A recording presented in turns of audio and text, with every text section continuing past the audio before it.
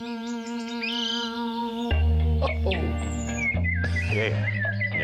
Hey, fella. How you doing there, guy? Brando, I have a story for you, Okay. Tommy. I have a story for you. Lay it on me. So this last weekend, I hitched up the whole Zona family and drove all the way to Iowa City to see Iowa versus MSU. Great game. Yeah. Great game. Yeah. Nice. So here's the interesting thing. Interesting thing. I'm going to put a picture up. Right in front of me is a young man named Chase and Brad, who turns out to be the two biggest TnZ podcast fans I've ever met in my entire And you just ran into him at the game? And the one dude turns around and he goes, "Oh, no. Zona?" I'm like, "I am." And he's like, "Bro, I love the podcast. Had a big time. I don't think we watched much of the game, but two absolutely over. There they are. Oh, man, look at Yes, and you're sitting behind him at the football in Ames. No, not Ames, but Iowa City. That's crazy. That's crazy. Yes, the dude on the right turned around and goes, "Man, you sound a lot like a guy named Mark Zona." I'm like, "Okay, yeah, it sounds good. Sounds good." That was awesome. That was a Awesome fun time, Saturday. big time. Fun Saturday. Hey, this is going to be a fun week as we sit here on the Yes. Monday before Thanksgiving. Fun week to be dare I say it, a Chicago Bears fan. Because now you can bask in a big victory, and you're looking forward to the Bears like getting to dine on bird on Thanksgiving Day. Not turkey, but beat up eagle. So that should be fun. We're gonna talk about that, Tommy. I'm a little bit. Let me just say, I think the run has been fantastic. I'm very concerned with this Eagles game in a very big way. I'm very concerned. Tommy, there's a very big difference between Mason Rudolph and Jalen Hurts. Yeah, there is Mason Rudolph was actually a PGA golfer back about 30 years ago. So he's just a second Right. Mason Yes. Rudolph. So there we go. Let me throw something else. There's a big difference between Kenneth Gainwell and Saquon Barkley. Okay, that's right. But they're beat up. The Cowboys just wore them out on Sunday night. So I can't explain that, to be honest with you. I can't explain. Anyway. All right. Well, we actually got a podcast going here. It's the TnZ podcast this week before Thanksgiving as we sit here. And we are going to start out with our Nitro EQs are finally in the books. That long, year-long process of finding our 10 anglers that are going to go to the Elite Series next year is at an end, and it was wrapped up down at Okeechobee. And there's Fisher Anaya. He was the #1 points getter. Yeah, Fisher Anaya, I think he's like 12 years old, so hats off to young Fisher. We can literally say young Fisher Anaya. By the way, we're going to talk about that fish catch right there. Yeah. We have done top catches throughout this entire season on the Elite Series. Bud, you can put that one in there. I was speechless watching that when you guys were live. And here's the best way to put it. We're going to talk a lot about this season in the EQs. These dudes are battle tested. They are ready for the Bassmaster Elite Series. As they always are. They're going to be our top 10 rookies, and what you and I are going to do, we're going to put on the blindfold, get out the dartboard, and try to figure out who's going to be Rookie of the Year based on that list of 10. A little later on today in the podcast. That should be fun, kind of closing your eyes and swinging haymakers and seeing if you land somewhere. I mean, I still of the 10 rookies that are in there, I'm gonna throw a pick out at the end of this show because I still have not locked in on my favorite for the Rookie of the Year. Boy, that is a moving dartboard, and let me just put it this way: whoever does win Rookie of the Year next year on the Elite Series, he will have to earn it as you do every year. More complicated this time around because of some tournaments with and without front-facing sonar. Yes, absolutely. Yes. It's going to be very complicated. We're also going to take a look. We talked about rules and regulations. I think last time or the time before, there's one of those rules that's been updated. We'll talk about that. And we're going to evaluate one that's sort of been in place in its form now for a little over a year. The no information rule. We're going to get your take on that. Maybe even my take. I don't know. We'll see. We'll see. I'd like to get your take on that, to be honest. Okay. With you. I can sure give you. I feel like I'm breaking a rule right now, Tommy. Well, I feel like I'm breaking. Yeah, we may be informed that we're breaking rules just by talking about it, but that's okay. We'll go. But right now, Z, I think you have some news for us about a product, I believe it is, that can help you catch more bass. Is that correct? Do I have that right?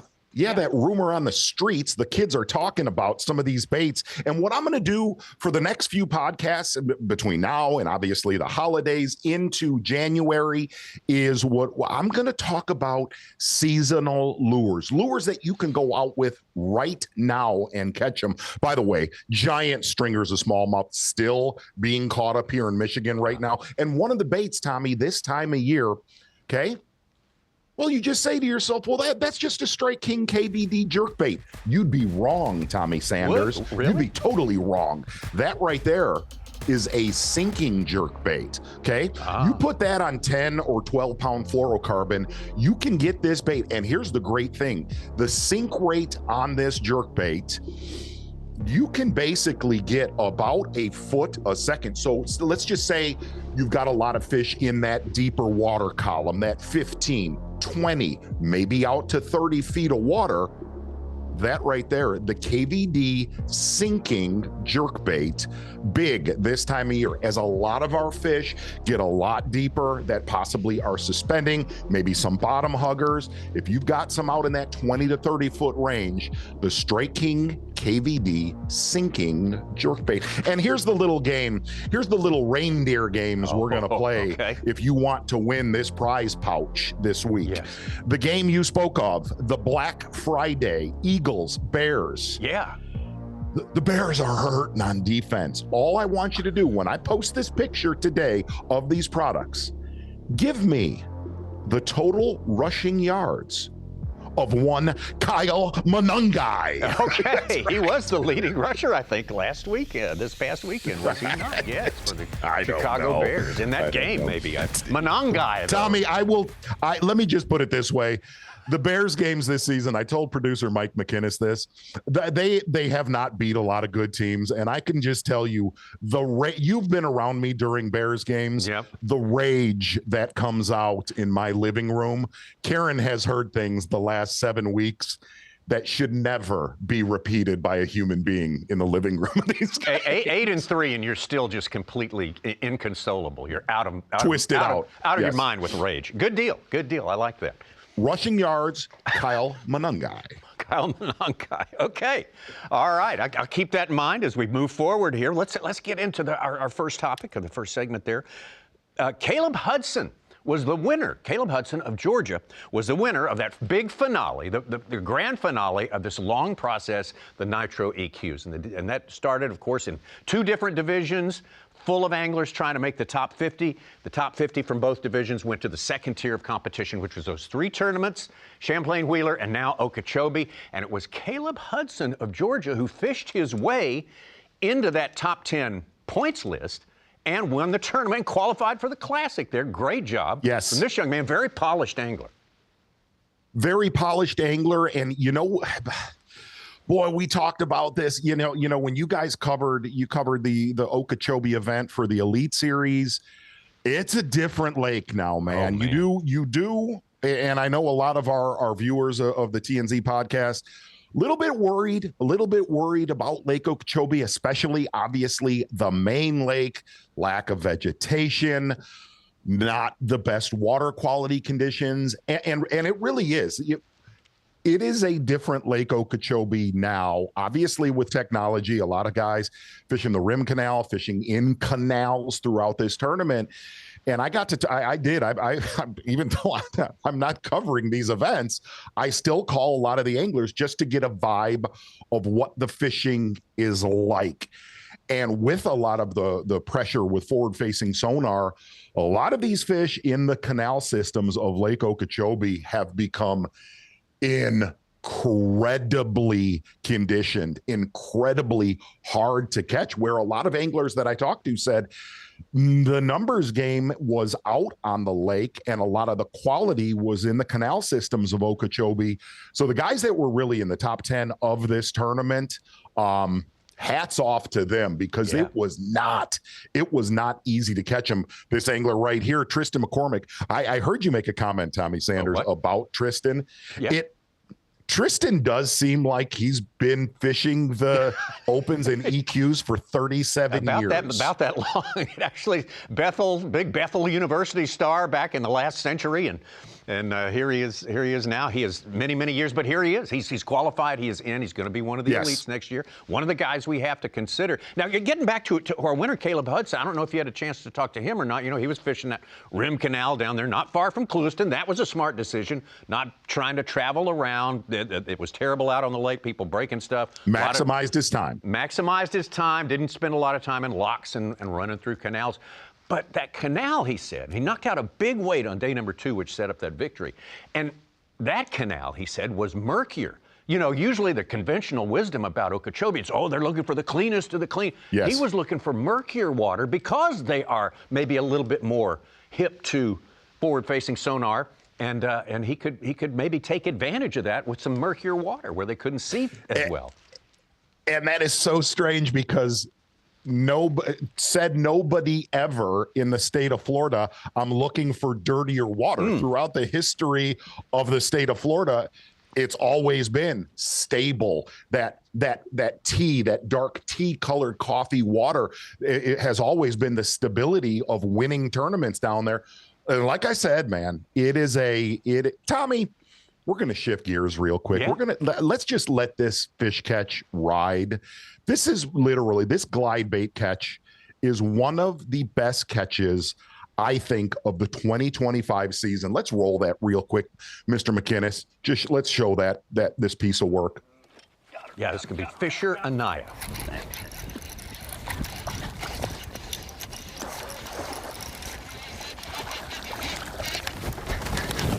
Get up in here. Come on. Yes.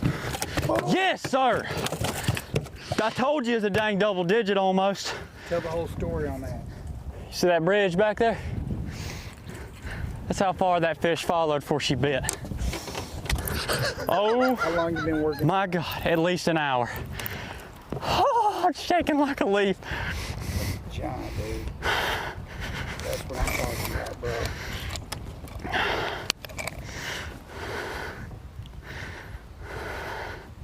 Thank you, Lord. I'm gonna cry. Put her in as 8. 8? Yeah. No, it was not 8 pounds, Tommy Sanders. No. The other thing is when he swung it. When he swung that thing, I was like, what is going on? Absolutely. And not only that, does he not look like a young Alabama state trooper right there? Absolutely. And of course, Jake in the boat with him there says he's Freddie Mercury. He's completely got the grill, got the teeth for Freddie Mercury. And I heard other people say he looks a little bit like a young Paul Newman in like The Hustler or something like that. See that bridge back there? He's got a lot going on. He's got a glide bait right into the calf right there. Fisher and I am actually going to include, because we're going to have the best of as we get near New Year's. Come on. I'm going to put that in the top 10, Tommy Sanders. Sorry. Awesome fish catch. Absolutely. I told you it's a dang double digit almost. He said before that he had 2 little tiny fish. The day was getting older. He said, I don't care. I'm going to catch 2 5-pounders, and I'm going to be fine. And he didn't catch 2-pounders. He just caught that one, which is just as good as 2 5-pounders. There you go. You know, Tommy, watch. I do want to talk to you. I do want to talk to you about, and I've really thought about this. I talked to a pretty prominent person in the industry. His name's Ken Eubanks. And, you know, the one thing I wanted to say about this group in the, not only this group in the EQs, but if you watch that final weigh-in, okay? If you watched that final weigh-in and got to see these young men celebrate, I think they were popping champagne. I think he had like a sparkling water or something like that, because I think he's literally 19 or 20 years old. I really mean this. In the world of professional fishing, it's been a little bit bumpy, fair to say, the last 3 to 5 years. And to see these young men qualify for the Elite Series, you could tell Dude, that's what Bassmaster is. Yeah. That's what the name Bassmaster is. You hear forward-facing sonar and the fracture from years ago. Everything that happened at that final weigh-in, the dreams that came true for these young anglers, is what is great in our sport. To look at Easton Fothergill, what happened at the Classic, Chris Johnston at the Mississippi River. I know the tagline's always been, big bass, big stage, big dreams. That this tournament, the end of this tournament, was the epitome of what is great in fishing, because you could see it. You could see it just in the still pics on .com. Yeah, you're absolutely right. You look at the different ways that these top 10 qualified for those top points position, the different ways, it just completely reinforces that. They've all got a different story, but it's all driven by that same sort of passion and devotion, to what they're doing. They've different skill sets, different circumstances of their upbringing and their location in the country, but always that bit of magic like you're talking about right now. Really, and I mean, the real truth is there's a lot of anglers that are chasing that dream on the EQ series. Probably many anglers that have fished the Elite Series trying to get back in that are not going to make it. So to see that dream become a reality at Okeechobee for a lot of these young guys, and hats off to Russ Lane. Did I think Russ Lane was going to make it back to the Elite Series? I did not. I did not think he was going to make it. Yes, many tried. Have tried. So hats off to Russ Lane for hanging in there with basically a pile of young snipers. Absolutely. So hats off to Russ Lane. Absolutely. Russ Lane finishes second place. Let's take a look at our final points list there for you. And Fisher Anaya. Now, Fisher didn't just make it in there to the top on the basis of that giant fish there. He was actually second place in points coming into this tournament here. He'd had great performance, 19th place at Champlain, followed up with the top 5 at Wheeler. Solid year, solid performance for Fisher Anaya.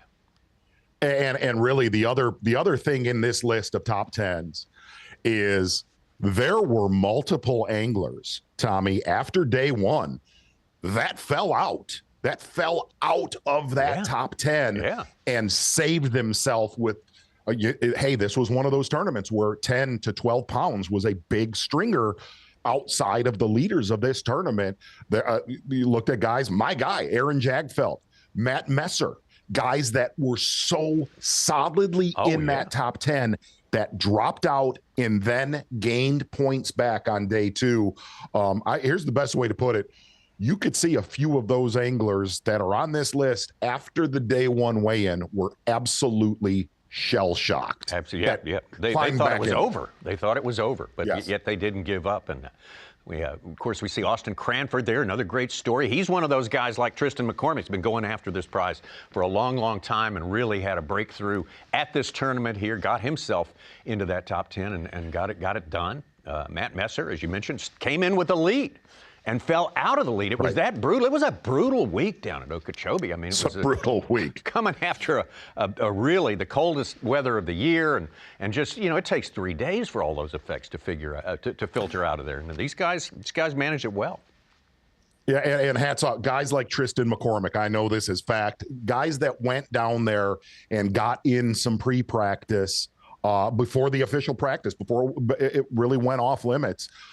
Actually, a lot of those anglers that excelled in this tournament found those fish long ago. So hats off to the anglers that went down there and put time in before that cold snap came in. Yeah, absolutely. One more thing about Russ Lane, and we'll say he did something completely different.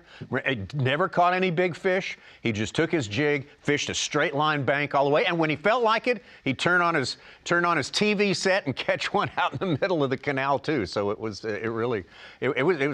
he's played it smart. He was like a cagey veteran. He was the epitome of a smart veteran who knew how to play this thing all the way to the very end. No doubt. I watched a lot of his footage that you guys had on Bassmaster Live, relied for the most part on a bladed jig. And I know this sounds crazy, but it's the world we live in now. those kind of techniques, those kind of bites are fairly ignored in these days and times now. So for the most part, Russ Lane kind of had that area to himself as the kids were out floating in the canal. Yeah, really, really smart guy, and gets to do that. So there we go. Those are our EQ qualifiers for 2026. Yep. And the one last thing on that, and you know this, Tommy, you guys literally covered the EQs front and back this year, is, boy, the anglers that you're looking at in that top 10, absolutely top to bottom earned that spot. Not that anglers did not, but we've talked about this at length. You know, back in the day where you could qualify through a division and just fish 3 tournaments, were those anglers actually ready? Were they ready to fish the Bassmaster Elite Series? And as we have seen, some of them were not. If you're on this list, if you're looking at your name, you earned your right for the Bassmaster Elite Series. Yeah, and you completed your education with a great place to learn how to do it down at Okeechobee when things are really, really tough. They're as good as they've ever been. Those 10 at the top of the list. And we're going to, as we say a little later in the show, we're going to take that list out again, and you and I are going to pick Angler of the Year, Rookie of the Year, rather, for 2026. So that should be interesting, absolutely. So we got some other Strike King stuff, though, to take care of now, right? Tommy, we do. And I'm an old school hula grubber. Remember the old hula grubs back in the 80s? Throw that thing out, you're going to catch a 5 bass limit. Well, check out this little chew-chaw right here, Tommy Sanders. Okay. Strike King Baby Luau Craw. Strike King Baby Luau Craw. And the great thing about this, very, very compact bait, little skirt at the top. And basically what it is, it's like a little mini rage craw beneath that skirt. Great thing about this luau craw, if you are a Ned rigger, okay? Yeah, which I am. You're a Ned rigger, that right there, that little baby luau craw, an absolute weapon. Now, Tommy, there is a bigger luau craw, but I tend to favor this little guy right here. You're looking at about a 2.5 to 2.75 inches. If you're looking for a bite getter in cold water, the baby luau craw. Let him get down to the bottom and do his thing, right? Okay. Yeah, do his work. I'm on to that, the baby luau craw. Well, all right. So now we focus on something different. We're off of the fun stuff now. We're talking about the rules and the regulations. Never as much fun. This is the no fun zone. The no fun zone. That's what we're into right now. Uh-oh. I've dropped my... hold on just a second. Take it, where it's at. Well, exactly. My little, what we're gonna communication device here. What we're going to talk about first is... I don't know if you can still hear me. Okay. This year... Yeah. The no information rule, here's the best way to put it. Bassmaster did exactly what the anglers wanted. They wanted a strict enforcement of no information. Well, they got that. Yeah. Now, with that being said, this is an opinion. And I believe I share it with a one Davey Height. Got to talk to him last week and actually passed on some thoughts to Chase Anderson about it. Hey, I know we've talked about football. We've talked about football a lot in this podcast. But one of the things that I think makes the NFL the best sport in the world is at the end of the season, every single season, they will assess and adjust their rules per year. Now, some of those rules I don't care for. Roughing the passer, I'm not a big fan of that, okay? I think Bassmaster did exactly what the anglers were wanting. With that being said, do I think it needs to be adjusted to a more black and white rule as far as, look, if you're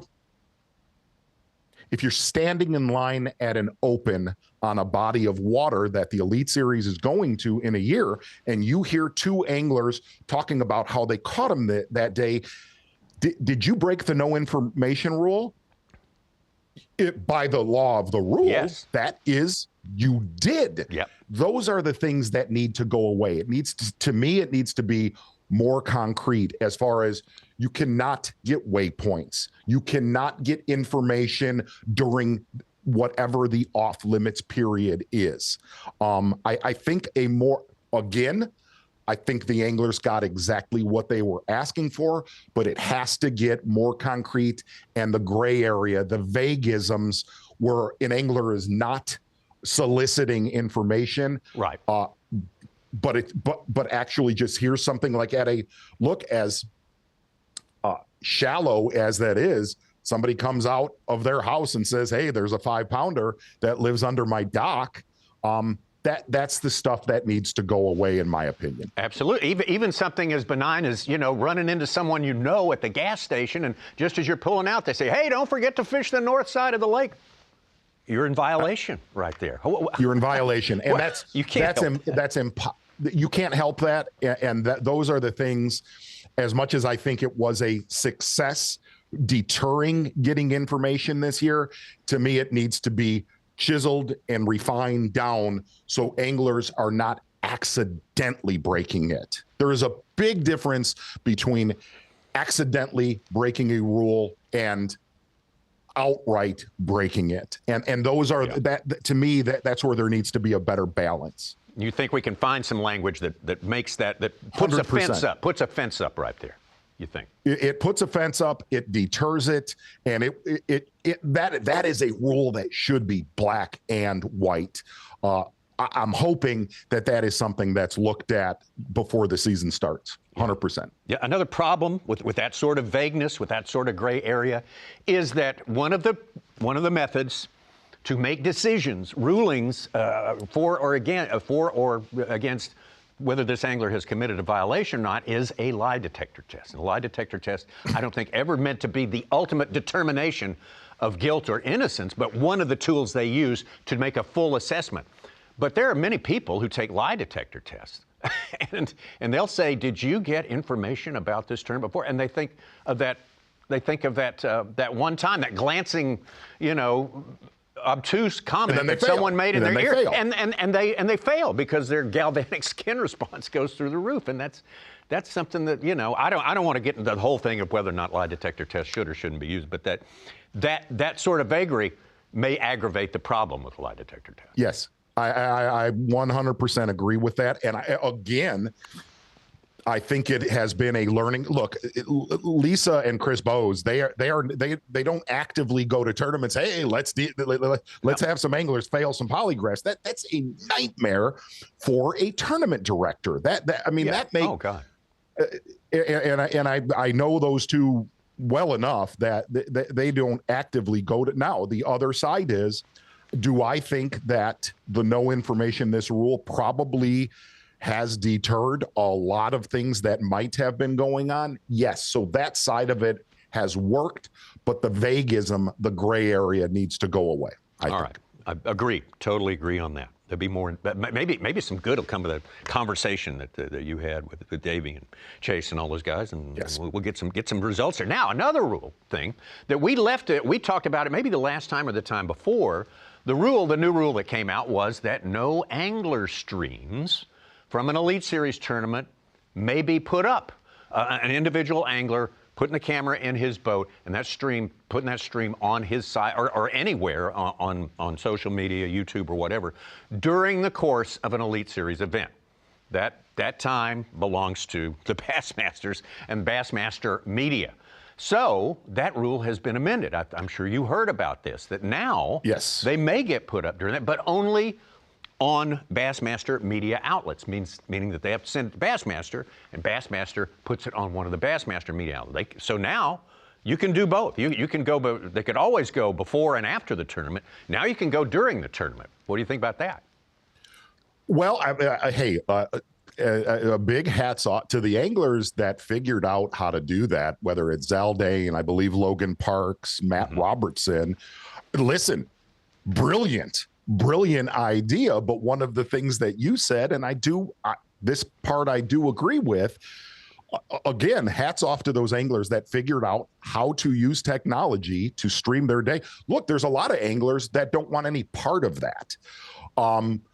But one of the things that I've really thought about it that you talked about, granted, our anglers don't make as much as a Tom Brady, made when he was playing football, but you did not see a Tom Brady or a Caleb Williams running around with his own GoPro streaming to his Instagram or YouTube. No. So again, that and look, it is that's a very big carrot for sponsors, for these anglers to take to sponsors, to not only promote themselves but to promote the companies that work with them. So I guess I'm happy that there was some sort of an agreement that at least if they're going to go live, it can be somewhere for their fans to watch. And I understand, just as a sidebar here, that the Bassmasters might be able to grab some of that video and put it into the actual elite broadcast as well if something remarkable happens. Awesome. So, hey, win-win. Awesome. Win-win for everybody. Absolutely that way. So that's the update on the angler streams rule. It's been expanded to allow, again, we'll just repeat it, these anglers who stream their performance during Elite Series event to not have to wait until afterward. They could put that during the tournament on Bass Media Outlets, approved Bass Media Outlets, which is all Bass Media, basically. All right. Yes. Okay. That's Rules Corner for today. And we're going to take it back to Strike King Corner, right? Why don't we do that, Tommy Sanders? Yes. That time of year, friendo. I've taped a lot of shows throughout the winter time. Something near and dear to the heart, Tommy Sanders, Strike King football jig.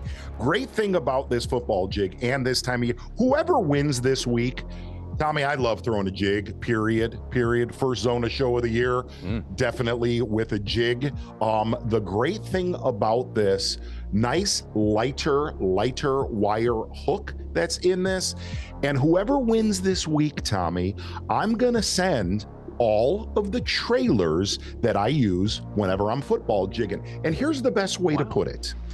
If you throw a lot of football jigs, okay, warmer water, more action. So I'm going to send you some Rage Cross for in the summertime, okay? But this time of year, I want it more subtle. I want less action. I want maybe a baby Rage Bug trailer, maybe a Menace trailer with less action. Colder water, less action. Warmer water, more action. Strike King half ounce football jig. And again, the winner for this Thanksgiving week, I'm going to send an entire array of trailers, Tommy Sanders. Wow, man, a bounty for the winner. Whoever would be the winner, your challenges becomes even more potentially enriching to whoever wins. Okay, well, that's Strike King for today, and the ominous music I liked under that as well. That was certainly fun. Thank you. That was sort of Frankenstein. Very intimidating. The old for a Frankenstein movie, sort of like in the Burning Castle. Exactly. There. That was cool. All right, as promised, we're going to take our list of EQ qualifiers, the ones who went through that long process, did all the work, and some of them have been doing that work for 5 to 10 years. And we'll talk about all of these EQ qualifiers, and then you and I are going to pick who among them is going to be Rookie of the Year for 2026. And that's, the rookies, you can't keep your eyes off them. Last few years, they have become such an essential part of the story each and every week out there that, we've got to get, okay. All right, so go ahead. Look at that list. Fisher Anaya, Russ Lane, Aaron Jagfeld, Cranford Hangy, Messer, Hudson, McCormick, South, and Rinkemeyer. Who of those is going to be Rookie of the Year? Oh boy. Look, I wanted to take the low-hanging fruit, being Fisher Anaya, young Fisher Anaya, especially where he lives and where we're headed, Tommy Sanders. Northern Alabama, a 205 area code in Northern Alabama. I'm not going to go with Fisher Anaya. I think that's too easy of a pick. And then I look down at 9th place, okay? All right. As much as I want to pick my guy, Aaron Jagfeld, I think Aaron's going to show up in a big way as the season goes on. I'm going to pick Pake. No, I'm not, Tommy What? Sanders. No, not I Pake. am absolutely. I'm staying the course. I'm going to stay the course, and I'm going to stay with Aaron Jagfeld, winning Rookie of the Year. I was so close. Tommy, I was so close. And listen, McInnes is yelling in my ear. No, you did pick Aaron Jagfeld. I know I did, friend. Listen, I have rode this horse the 2025 season, and I'm going to carry that momentum, and I'm going to tell you why. I've spent a lot of time in the boat with this young man, and I watched him rebound on Lake Okeechobee on day number 2. I'd like to. We had a picture of a drum right there. That was nice. That's fantastic stuff right there. Yeah. And here's, I think we're going to fish quite a few tournaments that are going to have.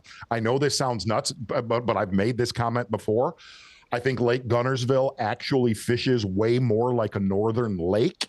And then after that, we're going to be going to a full-blown forward-facing sonar event. I'm going to stick with Aaron Jagfeld. I was torn, man. I was so close to picking Pay South, but I'm riding the horse right here. Aaron Jagfeld from Detroit, Michigan. Okay. Yeah, the drum makes a second appearance. I love that. Okay, well, good stuff. And Aaron Jagfeld, you and I have seen him.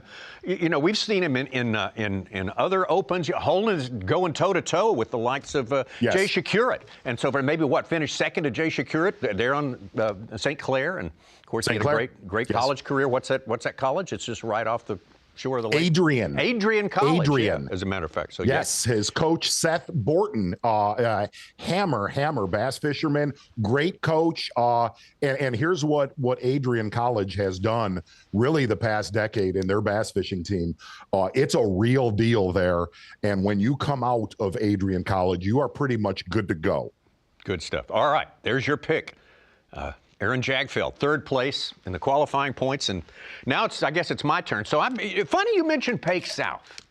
Pake South from there in Winsboro, Texas, just right down the road from Lake Fork, I think it is. Pake South has fished 5 tournaments in his Bassmaster, only 5 Bassmaster events, and that's this year in the Nitro EQ.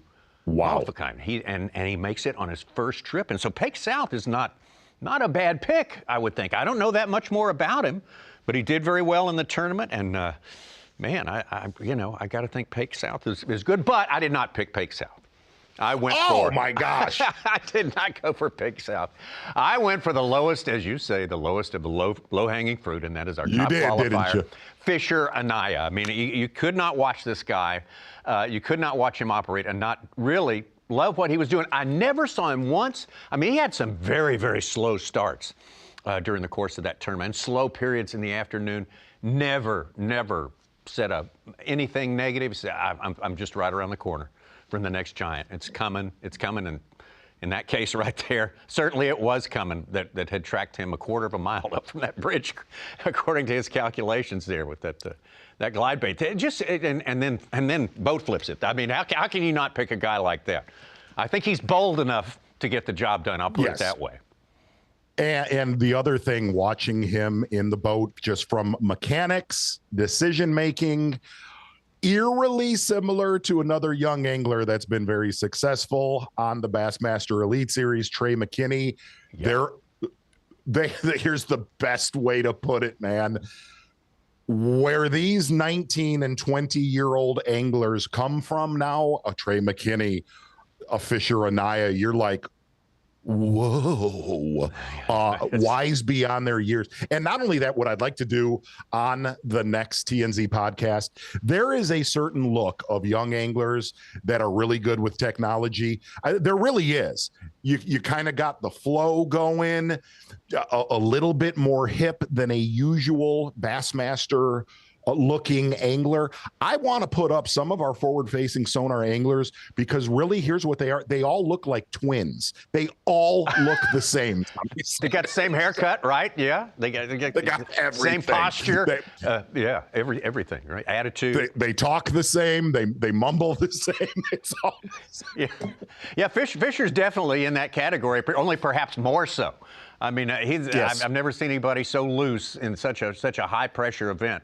And 19 years old, he's going to be the 3rd youngest ever to qualify for the Bassmaster Elite Series, which to me, that just makes him an even better pick as far as I'm concerned. Totally agree. Has not had time to get twisted off yet.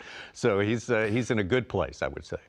Yeah, and again, Tommy, a huge hats off to all those anglers. Even man, there was a lot of anglers that were so close to qualifying for the Elite Series.